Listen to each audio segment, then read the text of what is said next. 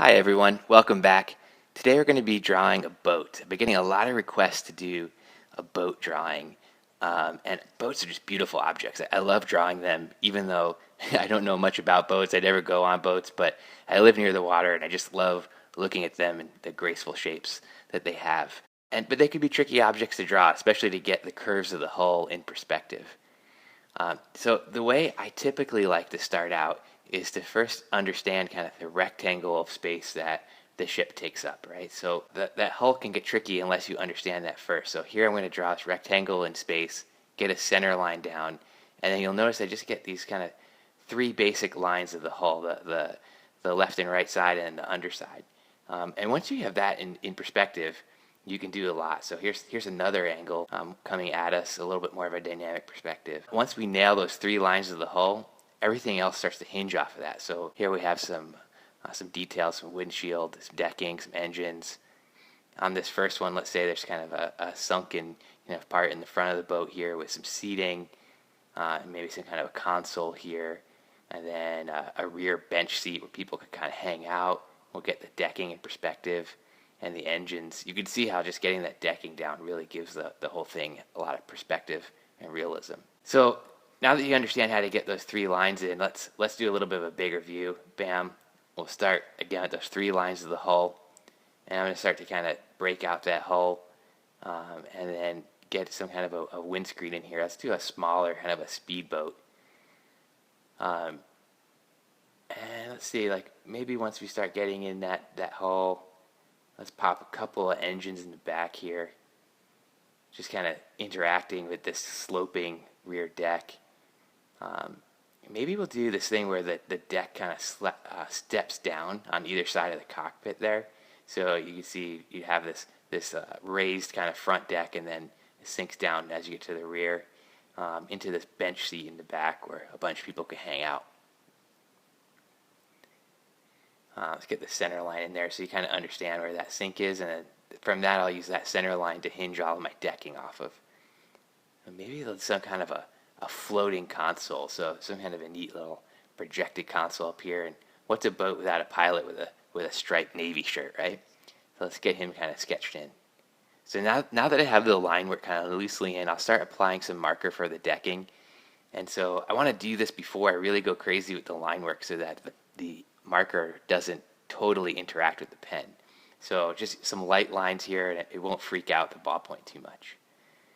Now that I have that decking kind of in with the marker, I'll start to come in heavier with the ballpoint, some basic hatching.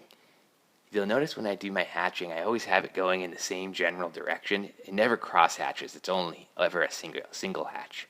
I'm going to use that hatching on the engines here too, really quickly to give some dimension, right? So I went over once with one layer hatching and then another layer on the side surfaces.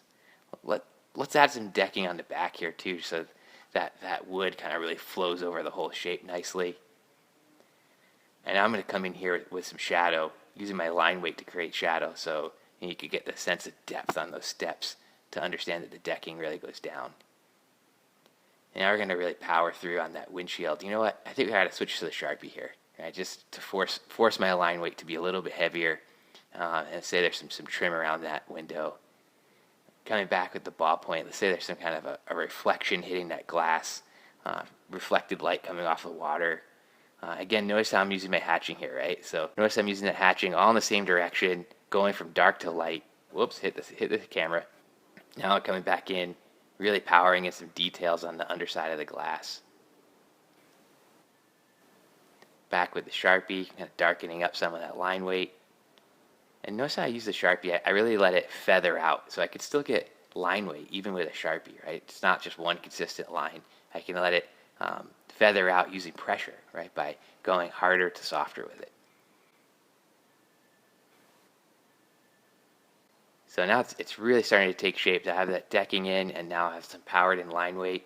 Let's get some more dimension on this console. Maybe there's some venting details on here, and really push the underside of that. And kind of shade in that bench seat. And I think it needs some speed lines coming off, as if it's displacing water in the sketch, right? A little dimension of the side of the hull. Coming back with the Sharpie, darken up some of those window reflections. Just really make that pop. And I think we got to go back, coming back with the blue. I wasn't going to use blue in this, but we need to get his blue stripes on the pilot shirt there. And I think having some blue sidewalls to this cockpit will help it stand out a little bit more, give it a little bit more dimension, a little bit more interest in the glass too. When I rotate the paper, and notice that you get that stripe in the side of the hull. Sometimes there's just no way to get the line other than to rotate the paper so you can let that line flow off from the hinge of your shoulder and your elbow. A little bit of wood grain in the decking, and you know what? I'm just not happy with the way the engines turned out, so I'm going to black them in completely with a Sharpie. And remember this technique I used a couple of weeks ago in that razor sketch, right, where I came back in with the white pencil over top of the Sharpie. So I'm going to use that technique here and mix the techniques up a little bit just to give a little bit of different dimension to those engines.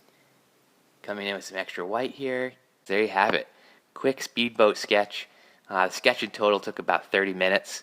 As always, if you have any questions, feel free to comment below. And I'd love to hear your suggestions for future videos. So please comment below and subscribe if you want to see some more. All right, everybody. We'll see you next time. Happy sketching.